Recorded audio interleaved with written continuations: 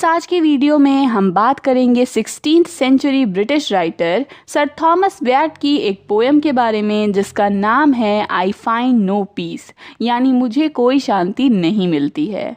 ये पोएम एक सोनेट है, एक पेट्रार्कन सोनेट हम इसे कह सकते हैं, यानी कि इसकी जो 14 लाइन्स हैं ये एक ऑक्टेव और एक सेस्टेट में बांटी गई है। साथ ही कई राइटर्स जो हैं वो इस सोनेट के ऑक्टेव को 2 क्वार्ट्रेन्स में डिवाइड कर पढ़ते हैं और जो सेस्टेट है उसे 2 टर्सेट्स यानी 3 लाइन स्टैंजा में डिवाइड करते हैं। अगर हम बात करें इसकी राइम स्कीम की तो जो बेसिक राइम स्कीम होती है एक पेट्रार्कन सोनेट की, A B B A B B A C D E C D E, इस राइम स्कीम को यहाँ पर फॉलो किया गया है। ये पोएम जो है इसमें आयम्बिक पेंटामीटर का इस्तेमाल हुआ है और ये चीज़ हमें पूरी पोएम में दिखाई देती है। साथ ही फ्रेंड्स, अगर बात करें पोएम की थीम की तो वो है the Joy and pain of love. अब इसे समझने के लिए फ्रेंड्स हमें पहले पोएम को समझना होगा, लेकिन मैं आपको बेसिक कुछ बातें बता देती हूँ। ये जो पोएम लिखी गई है ये एक लवर के व्यू से लिखी गई है, यानी एक ऐसा इंसान जो प्यार में पूरी तरह से डूबा हुआ है। अब जो एक लवर होता है उसे अपने प्यार के बिना किसी भी चीज़ में मन नहीं लगता, उसे हर चीज़ में कुछ अच्छाई भी दिखाई देती है, बुराई भी दिखाई देती है और वो इस तरह की चीज़ों में फंस कर रह जाता है।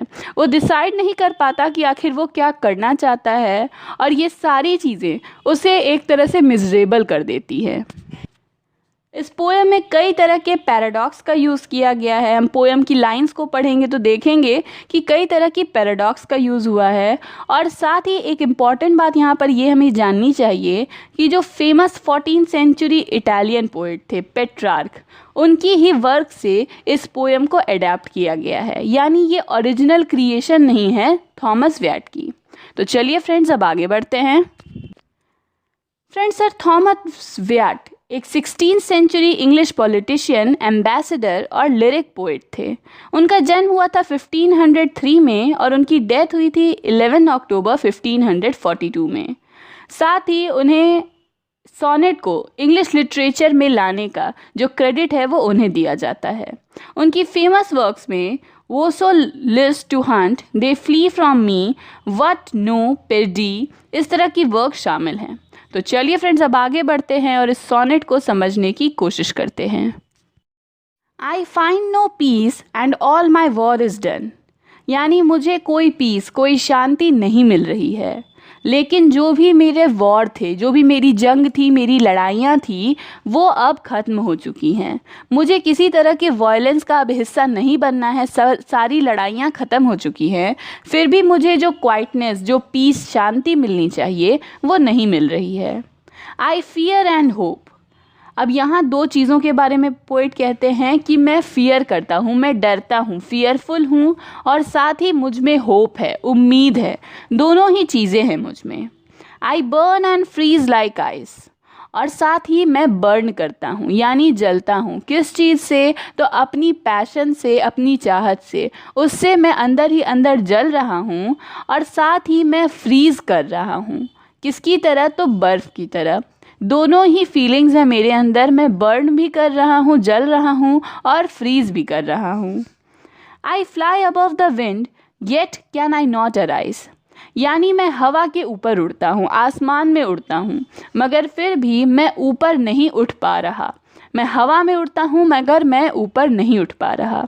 यानी जो पहली बात है दूसरी बात उसी बात को रॉन्ग साबित कर देती है। इसे ही पैराडॉक्स कहा जाता है। And now I have and all the world I seize on. And now I have का मतलब हुआ कि मेरे पास कुछ नहीं है, मैं बिल्कुल कंगाल हूँ, मेरे पास कुछ नहीं है। और फिर पोएट क्या कहते हैं कि ये पूरी दुनिया पर मेरा कब्ज़ा है, मेरी हुकूमत है। आई सीज ऑन, यानी मैं इस पूरी दुनिया पर रूल करता हूँ, ये दुनिया मेरी है। एक तरफ वो कहते हैं कि मेरे पास कुछ नहीं था और एक तरफ कहते हैं कि ये पूरी दुनिया ही मेरी है। That loseth nor locketh holdeth me in a prison. अब यहाँ पर प्यार के बारे में कह रहे हैं कि प्यार जो है वो क्या करती है, कभी कभी हमें लूज़ छोड़ देती है और कभी हमें लॉक कर देती है। हम पे कभी पकड़ मजबूत करती है तो कभी हमें धीमा कर देती है और कभी हमें एक प्रिजन में, एक जेल में मानो बंद करके रखती है। यानी प्यार के बारे में भी कहा नहीं जा सकता कि प्यार हमारे साथ क्या करेगा, प्यार से हमें कैसी फीलिंग्स मिलेगी। कभी कभी ऐसा लगता है कि प्यार हमें खुला छोड़ती है, हमें आगे बढ़ने देती है, तो कभी कभी ऐसा लगता है मानो प्यार किसी बेड़ियों की तरह है जो हमें बांध कर जेल में रखता है। And holdeth me not yet can I scape no wise.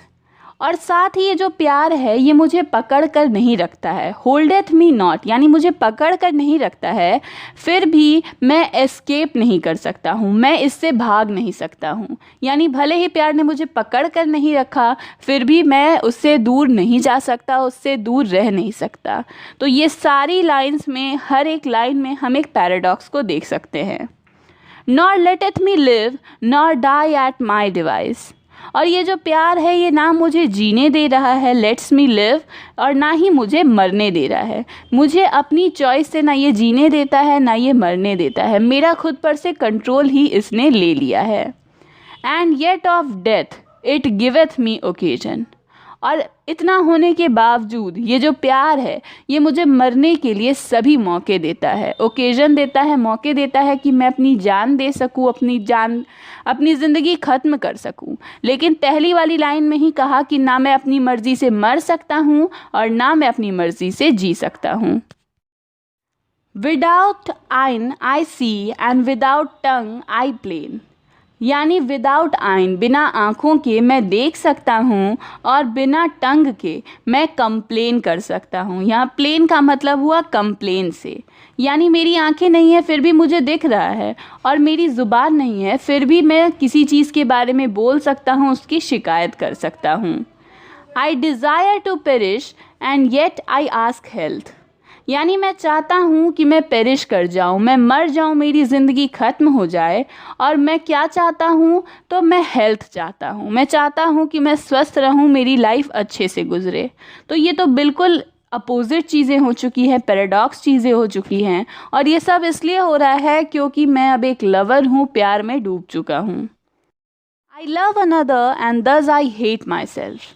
यानी मैं किसी और से प्यार करता हूँ और इसलिए मुझे खुद से नफ़रत है, मैं खुद से नफ़रत करता हूँ क्योंकि मैं खुद से प्यार नहीं करके किसी और से प्यार कर रहा हूँ, और उस कारण ही मेरी ऐसी हालत हो चुकी है। इस तरह की पैराडॉक्सिकल लाइफ में जी रहा हूँ। I feed me in sorrow and laugh in all my pen.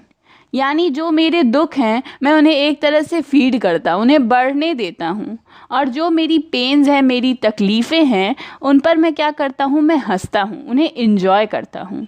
तो ये भी मेरी लाइफ में एक प्रॉब्लम हो चुके हैं। Likewise displeaseth me both life and death. और इसी तरह क्या होता है कि ये जो ज़िंदगी है और मौत है, इन दोनों ही चीज़ों से मुझे कोई खुशी नहीं होती। ये मुझे डिसप्लीज़ करते हैं, डिसअपॉइंट करते हैं। ना ज़िंदगी ही मुझे बहुत इंटरेस्टिंग लग रही है और ना मुझे डेथ की आइडिया ही इनवाइटिंग लग रही है। मैं नहीं जानता कि मैं क्या चाहता हूँ। And my delight is causer of this strife.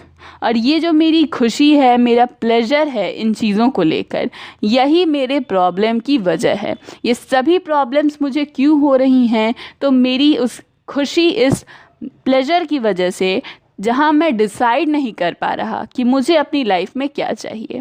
यहाँ पर फ्रेंड्स ये पोएम ख़त्म होती है। सिंपल सी पोएम है, एक लवर के नज़रिए से बताई जा रही है कि जब कोई बहुत ज़्यादा सच्चे प्यार में डूब जाता है तो उसकी लाइफ कितनी प्रॉब्लमेटिक हो जाती है, कितनी कंफ्यूजिंग हो जाती है, और कैसे वो कुछ भी डिसाइड नहीं कर पाता कि उसे अपनी लाइफ में क्या चाहिए। तो फ्रेंड्स ये थी सर थॉमस वैट की poem I find no peace. अगर आपको वीडियो पसंद आई तो प्लीज़ लाइक, कमेंट और शेयर करिए।